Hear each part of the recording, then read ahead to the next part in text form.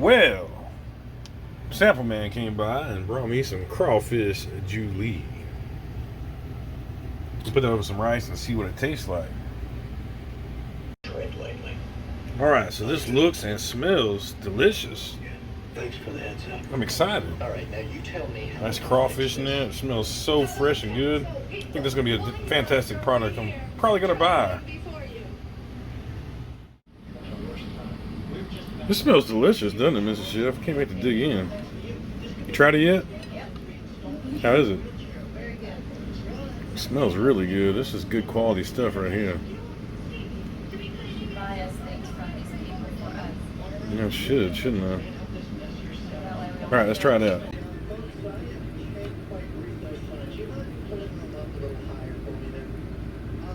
Here we go, folks.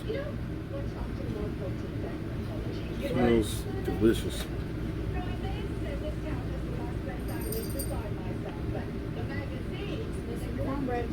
Mmm. Mmm. That's really tasty. Tastes homemade.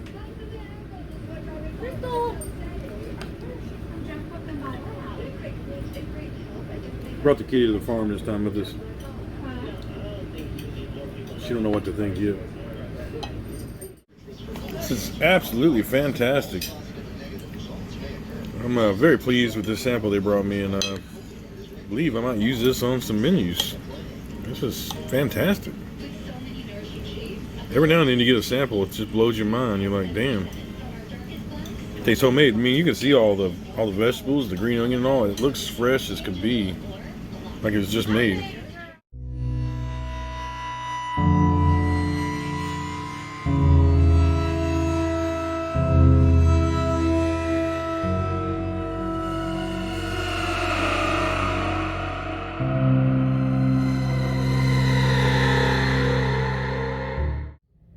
Well, howdy, folks. It is the next morning, and I got sleepy eyes. Anyway, my brother's coming up to the farm today. We're going to try to mess around with this old Jeep. What do you think about that brisket French dip? I think that's going to be pretty damn popular. Why wouldn't it be?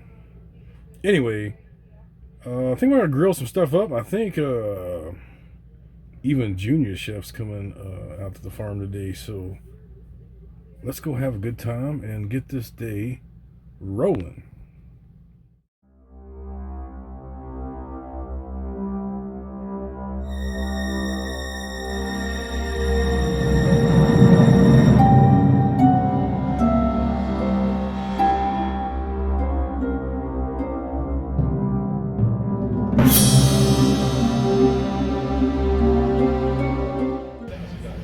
Alright, folks, we're gonna make us some pork chops now. And I got this here Sweet Baby Ray's Hawaiian. Never had this one before, so yeah, we're gonna check it out.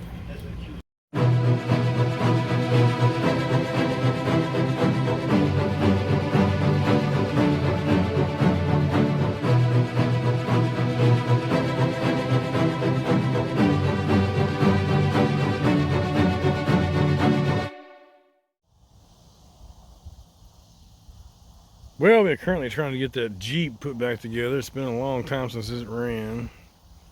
We'll see if we can get her going or not. Little Rexy over there having his evening lunch down. Sun is setting and the clouds are rolling in, so we get a few raindrops. We had a couple earlier.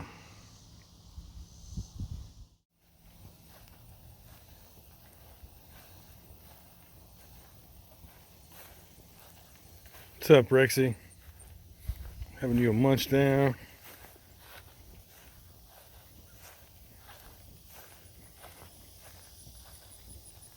It's his own world there. So this fall, or winter, it cools down some. Gotta get in here and clean this tree out. It's a big oak tree I didn't get to last year.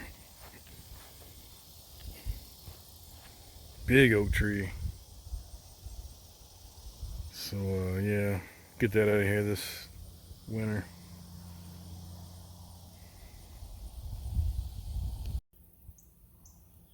So one good thing, I did get the well in. I'm waiting on one part, the control module.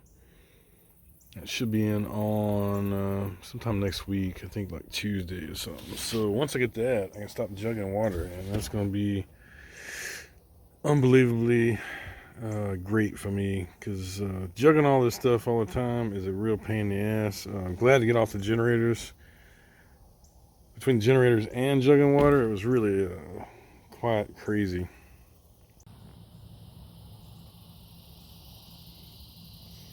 So one thing about the whole pandemic that was good was the fact that we'd already planned on selling our house in 2020 and moving to the farm, but it kind of solidified things. Like, absolutely no turning back. We're gonna do this shit, and I couldn't be happier. You know, I do wish I had my house built already and wasn't doing the whole RV thing in the meanwhile. But in due time, I mean, it gets frustrating because you think about, you know, the last 6, 8, 9 months, however long it's been since we've been out here.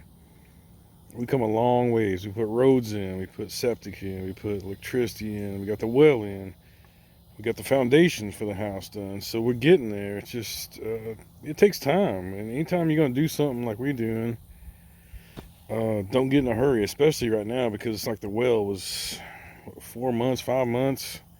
Finally get in. Electricity was 3 months. So everything takes a long time, especially right now with transportation issues. I talk about my industry being rough, but the transportation industry is exactly the same boat. They can't hire anybody. These companies pay 30, 40 bucks an hour. Nobody wants to work. It's just a crazy ass time. So, yeah. But I couldn't be happy. I'm glad we made this move. You know, it's a hard move to make. You know, when you lose that sense of being in the city with everything you know, everything's comfortable, to putting yourself in a situation where you're not comfortable and you got to refigure things out. Some people rise up to that occasion to figure things out, and some people are like, fuck this, I'm going back to the city. And it's just kind of, it builds your character and makes you think about the type of person you are. So about 5 years ago or so, I started watching RV channels, and that's how I kind of found day views and blind views and people that reviewed RV channels. Now, I made this plan back in 2015 to move to the farm in 2020. So I started trying to look at YouTube to find insight on how is RV life, what's the things you need to know. Of course, I had no idea at that time that people actually just lived in Walmart parking lots and all, and that never came into my thought process. I was more looking towards, is it doable? Can I live in an RV for a year while I build out a house? And so that took me down the whole rabbit hole of YouTube and RV life. And I gotta say, I'm pretty amazed at the subculture and how thrown off some of it is in the RV world. Because if I wouldn't have decided to do this, I would have never looked at them videos. Would have never met some interesting people like Llamas at Large and some of those guys that I met along the way watching those channels. So yeah, it's interesting. But never thought I'd do this, but here I am, you know. And hopefully in the next 6 months our house is done and we moved on to the next phase. But it's definitely interesting for now. Now the crazy part about all of this, though, is I'm a spur of the moment type person. So I might decide tomorrow to pick up and move to the coast. You just never know what I might do. And that's kind of the reason I watched Adam the Woo back in the day too, because he was kind of that have a plan but not have a plan type person. Same as the way I feel, you know. So I'm glad so far I stuck to this plan, because a lot of times I'm just kind of like, you know, fuck it. You want to go live in the coast for 6 months or a year? Let's go. So, check on these taters here. They're looking pretty good. I need to flip them over one more time. Done a quarter turn each time. So, One more turn and we should be about good here. They're not soft yet, but they're gonna be there for too long. Once some things start getting soft there, they're getting close. Then we'll throw our corn on and then our pork chops. There we go. We threw some pecan chips down in there and threw that corn on there. Best thing is I got my good buddy Dallas here with me this weekend.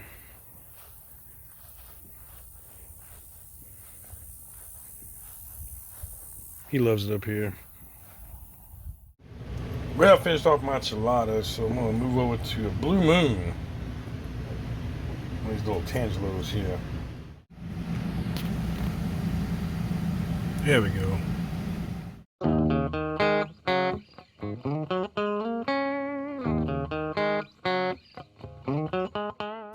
Best part about waking up is Folgers in your cup. No, not necessarily. Next day you have some pork chop left over.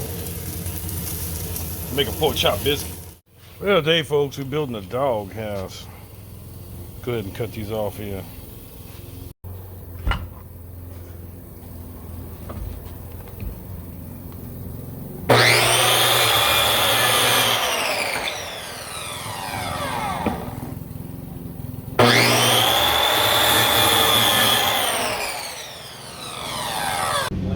I'd just like to say, boy, howdy, don't that look delicious. Pork chop biscuit. All up in this MF.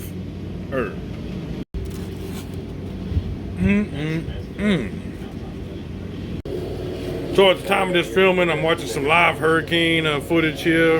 And I want to say a special prayer for all them people that are going to get affected. I don't know when you're going to see this video I'm making, but this will be long past by that point. But special prayer to all them people. I know Dulac took a almost direct hit, and that's where Mrs. Chef used to stay when she was a child, when she visited her dad during the summertime. Well, Mrs. Chef, we got half our doghouse done today. Yeah. That's what she looks like so far. We're just using materials that we had laying around here. I'm gonna throw some of that foam around there to keep it from cutting ourselves like I just did on this little edge. So. But yeah, we just used the materials we had laying around here.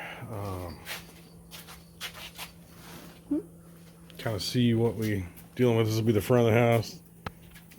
Gradual slope towards the back. And yeah.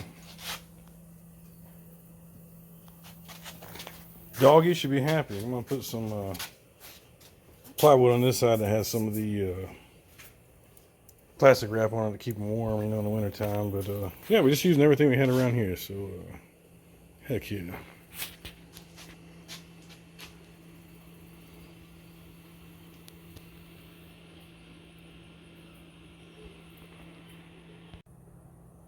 Anyway, you got everything doubled up there so it won't leak, and it should be good to go. Heck yeah. It's a pretty good idea, Mrs. Chef. I like it. So this is, she got a new steering wheel cover, and this is like the inside of the steering wheel cover, like what it came packaged in. It keeps that sharp edge from cutting us or the dogs. So sweet. Good idea. Good thinking.